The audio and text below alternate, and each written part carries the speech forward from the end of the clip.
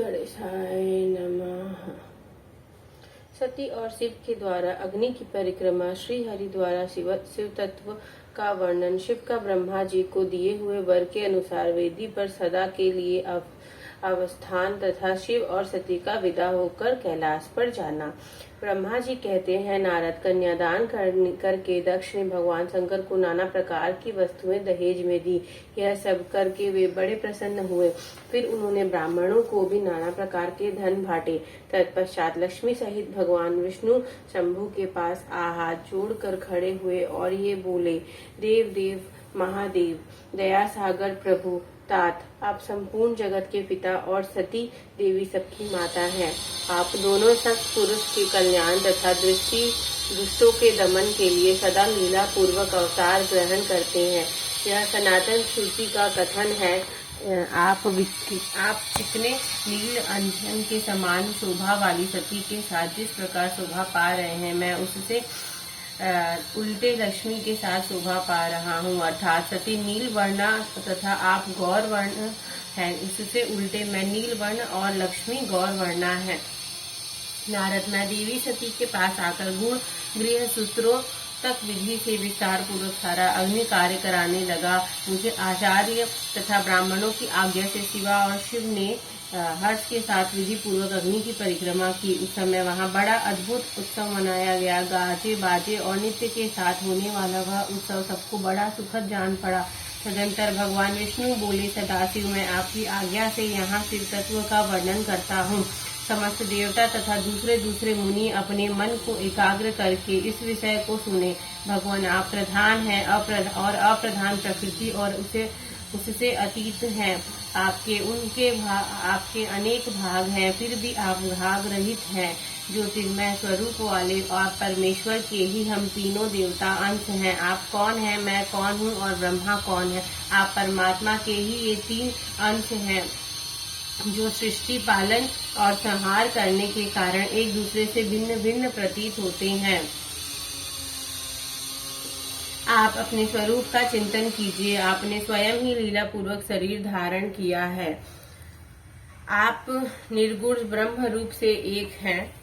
आप ही सगुण ब्रह्म और हम ब्रह्मा विष्णु तथा रुद्र तीनों आपके अंश हैं। जैसे एक ही शरीर के भिन्न भिन्न अवयव, मस्तक, ग्रीवा आदि नाम धारण करते हैं, तथापि उस शरीर से वे भिन्न नहीं है, उसी प्रकार हम तीनों अंश आप परमेश्वर के ही अंग हैं, जो ज्योतिर्मय आकाश के समान सर्वव्यापी एवं निर्लप स्वयं ही अपना धाम पुराण, कुटस्थ, अव्यक्त, अनंत, नित्य तथा दीर्घ आदि विशेषणों से रहित निर्विशेष ब्रह्मा है। वही आप शिव हैं, अतः आप ही सब कुछ हैं। ब्रह्मा जी कहते हैं, मुनीश्वर, भगवान विष्णु की यह बात सुनकर महादेव जी बड़े प्रसन्न हुए। तदंतर उस विवाह यज्ञ के स्वामी यजमान परमेश्वर शिव प्रसन्न हो लौकिक की गति का आश्रय ले हाथ जोड़कर खड़े हुए मुझ ब्रह्मा से प्रेम पूर्वक बोले। शिव ने कहा, ब्रह्मन, आपने सारा वैवाहिक कार्य अच्छी तरह संपन्न करा दिया। अब मैं प्रसन्न हूँ। आप मेरे आचार्य हैं। बताइए आपको क्या दक्षिणा दूं? सूर्य ज्येष्ठ, आप उस दक्षिणा को मांगे। महाभाग, यदि वह अत्यंत दुर्लभ हो तो भी उसे शीघ्र कहिए। मुझे आपके लिए कुछ भी आदेय नहीं।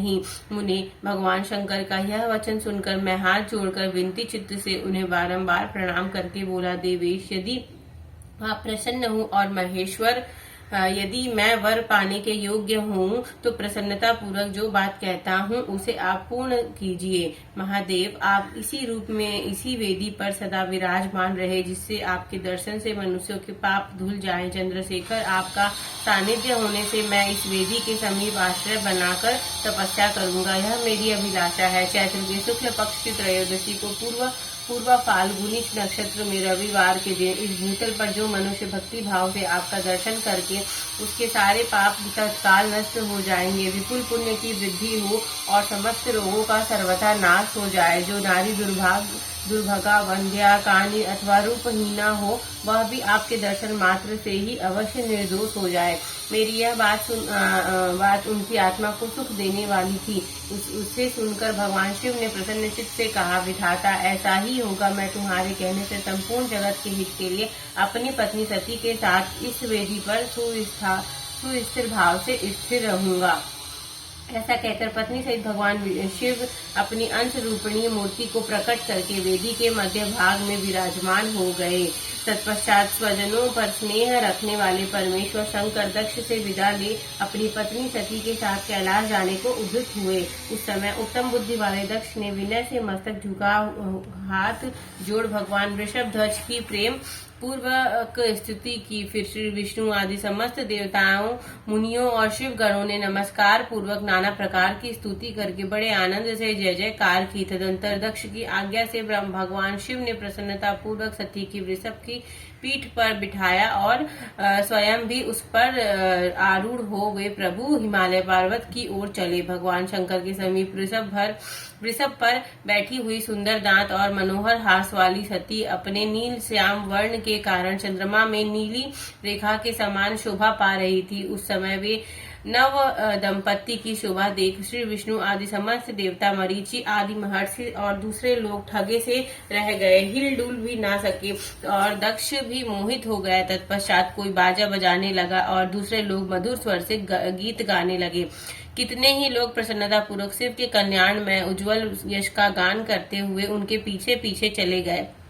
भगवान शंकर के बीच रास्ते से दक्ष को प्रसन्नता पूर्वक लौटा दिया और स्वयं प्रेमाकुल हो प्रथम गणों के साथ अपने धाम को जा पहुंचे। यद्यपि भगवान शिव ने विष्णु आदि देवताओं को भी विदा कर दिया था तो भी वे बड़ी प्रसन्नता और भक्ति के साथ पुनः उनके साथ हो लिए। उन सब देवताओं, प्रथम गणों और अपनी पत्नी सती के साथ हर्ष भरे शंभु हिमालय पर्वत से सुशोभित अपने कैलाश धाम में जा पहुंचे। वहां जाकर उन्होंने देवताओं, मुनियों तथा दूसरे लोगों को बहुत आदर सम्मान करके उन्हें प्रसन्नता पूर्वक विदा किया। शंभु की आज्ञा ले वे विष्णु आदि सब देवताओं तथा मुनि नमस्कार और स्तुति करके मुख पर प्रसन्नता की छाप लिए अपने अपने धाम को चले गए। सदाशिव का चिंतन करने वाले भगवान शिव भी अत्यंत आनंदित हो हिमालय के शिखर पर रहकर अपनी पत्नी दक्ष कन्या सती के साथ विहार करने लगे। सूत जी कहते हैं, मुनियों, पूर्व काल में स्वयंभू मनवंतर में भगवान शंकर और सती का जिस प्रकार विवाह हुआ वह सारा प्रसंग मैंने तुमसे कह दिया। जो विवाह काल में यज्ञ में अथवा किसी भी शुभ कार्य में आरंभ में भगवान शंकर की पूजा करके शांत चित्त से इस कथा को सुनता है, उसका सारा कर्म तथा वैवाहिक आयोजन बिना किसी विघ्न बाधा के पूर्ण हो जाता है और दूसरे शुभ कर्म भी सदा निर्विघ्न पूर्ण होते हैं। इस शुभ उपाख्यान को प्रेम पूर्वक सुनकर विवाहित होने वाले कन्या भी शुभ सौभाग्य, सुशीलता और सदाचार आदि सद्गुणों से संपन्न साध्वी स्त्री और पुत्रवती होती है। इसी तरह अध्याय 19 और 20 संपूर्ण होता है। हर हर महादेव की जय। काशी विश्वनाथ की जय। पार्वती पते की जय। सती माता की जय।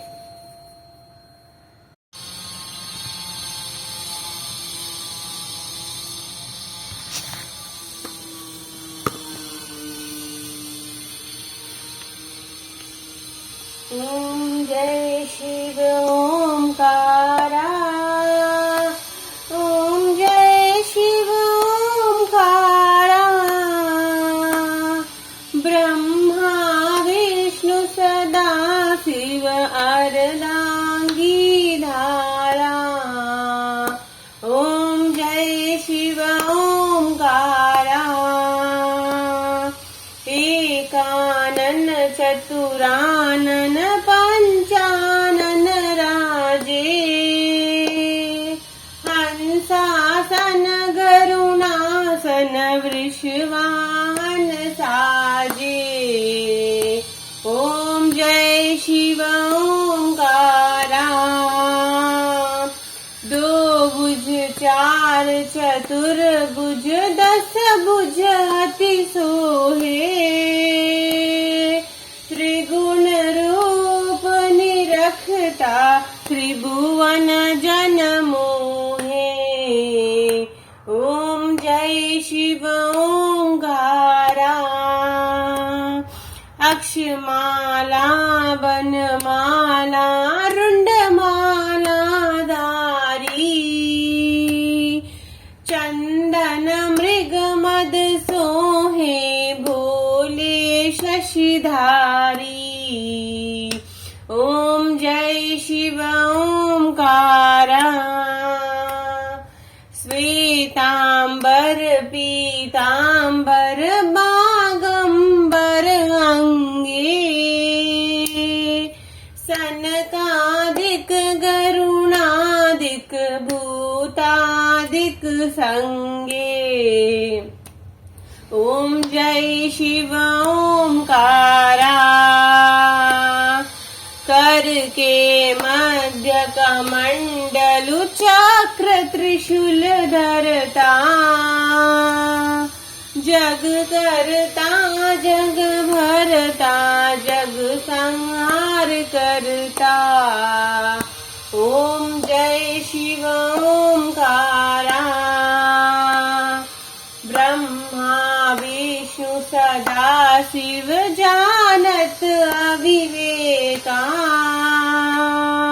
प्रणवाक्षर मध्ये ये तीनों एका। ओम जय शिव ओंकारा काशी में विश्वनाथ विराजत नंदी ब्रह्मचारी नित उठी भोग लगाए भोले शशि महिमा अति भारी। ओम जय शिव ओंकारा त्रिगुण शिव जी की आरती जो कोई नर गाए कहत शिवानंद स्वामी मन वांछित फल पावे। ओम जय शिव ओंकारा बोलो हर हर महादेव की जय पार्वती पदे की जय। कर्पूर गौरम करुणावतारम संसार सारम भुजगेन्द्रहारम सदा वसन्तं हृदयारविन्दे भवं भवानी सहितं नमामि। त्वमेव माता च पिता त्वमेव बन्धु च सखा त्वमेव विद्या द्रविणं त्वमेव सर्वं मम देव देव। हर हर महादेव की जय महाकाल की जय काशी विश्वनाथ की जय ओमकारेश्वर की जय ज्योति